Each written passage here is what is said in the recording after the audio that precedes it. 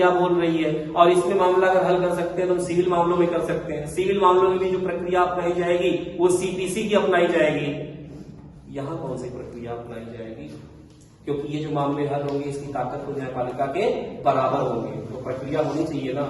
तब उसके लिए प्रक्रिया क्या अपनाएंगे, तो कहां से निकालेंगे, अपने मन से तो निकाल नहीं सकते, तो कहां से निकालेंगे। हम अपने मन से कोई प्रक्रिया बना दिए तो ये प्रक्रिया निकालेंगे, आर्बिट्रेशन विवाचन, दूसरा निगोशिएशन वार्ता, तीसरा कंसिलिएशन सुलह, और मध्यस्थता मीडिएशन। 4, ठीक है बेटा,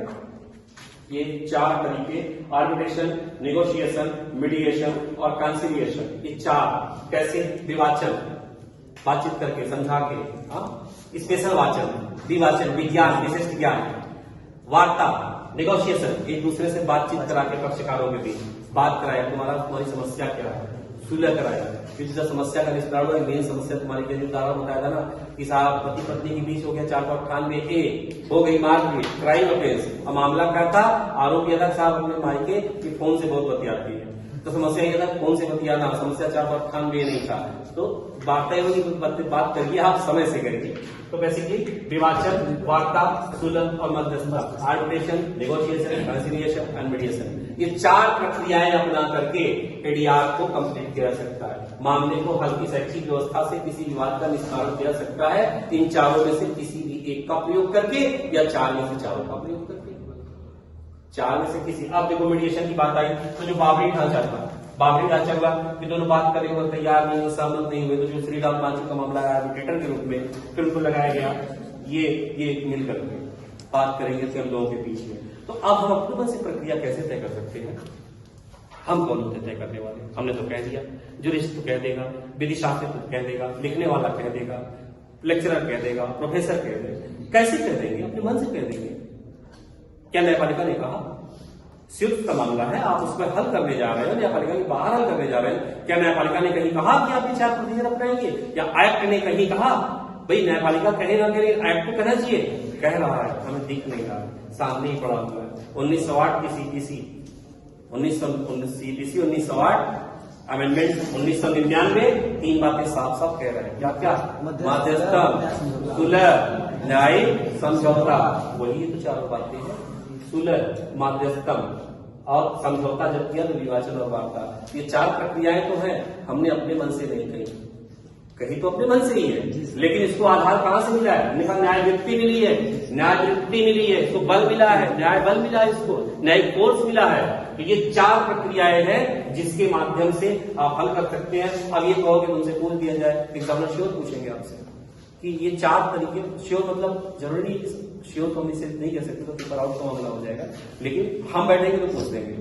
कि भाई ये 4 तरीका आपने बताया कि एडीआर व्यवस्था को स्थापित करने के लिए 4 व्यवस्थाओं से आप हल करेंगे, कि आप अपने मन से कह रहे हैं या कहीं लिखा है, हाँ साहब एडीआर की किताब में लिखा है, एडीआर की किताब तो कोई एक्ट तो है नहीं, एडीआर की जो किताब जिसने भी लिखी उसमें तो कोई एक्ट है नहीं, क्या एडीआर कोई एक्ट है, कहीं लिखा है कि 4 फेल करेंगे। आप ये झटके में जवाब देना सर इंटरप्रिटेट है, आप इंटरप्रिटेट का इस्तेमाल कीजिए, इंटरप्रिटेशन करिए, कहां से, सीपीसी 1908 अमेंडमेंट 1999 की धारा 89 में आप जाकर के देख लीजिए, तो वहां जो वर्ड जोड़े गए हैं उसका इंटरप्रिटेशन यही निकलता है, ये प्रोसीजर 4 है। तो ये न्यायालय के बाहर इन सारी चीजों को, तो आपको बेटा जो ये पूरा सब्जेक्ट पढ़ना है एडीआर और एडीआर अल्टरनेटिव डिस्प्यूट, ये जान लो, पूरी समरी यही है, क्योंकि आप क्वेश्चन जब पढ़ोगे तो आपको 15 पॉइंट्स जब बताए जाएंगे तो सबसे पहले एडीआर से आप क्या समझते हैं, चलिए एडीआर में आप एडीआर की आवश्यकता आपको क्यों पड़ी, भारतीय व्यवस्था हमारे समाज को इन कारणों से पड़ी, क्या एडीआर को अगर आप स्थापित कर रहे हैं तो मामले को बाहर निस्तारित करने के कौन कौन से तरीके हैं, 4 तरीके हैं।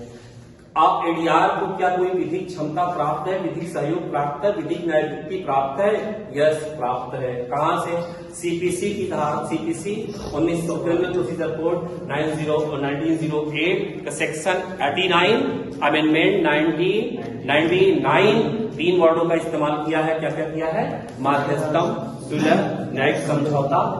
लोक अदालत, और क्या इसके पहले भी कोई प्रोविजन था? यस, इसके पहले 2 प्रोविजन थे। कौन कौन से? एक तो 1987 में विधिक सेवा प्राधिकरण अधिनियम, और उसके बाद मध्यस्थम सुलह अधिनियम 1996। लेकिन वो ताकत नहीं पा रहे थे, क्योंकि प्रोसीजरल लॉ और सब्सटेंटिव लॉ का सबसे इम्पावर्ड एक्ट जो हमारा सीपीसी है, उसको कवर नहीं कर रहा था। मामले सिविल हल कर सकते हैं, क्रिमिनल तो कर नहीं सकते, और उसको सीपीसी कवर नहीं कर रहा था। तो सीपीसी ने 99 में इन दोनों एक्टों को सरपरस्ती दे दी, और उसके बाद ही इम्पावर्ड हो गए। आपकी पूरी रचना एडीआर की इतनी ही है बेटा, पढ़ते रहना, ठीक है।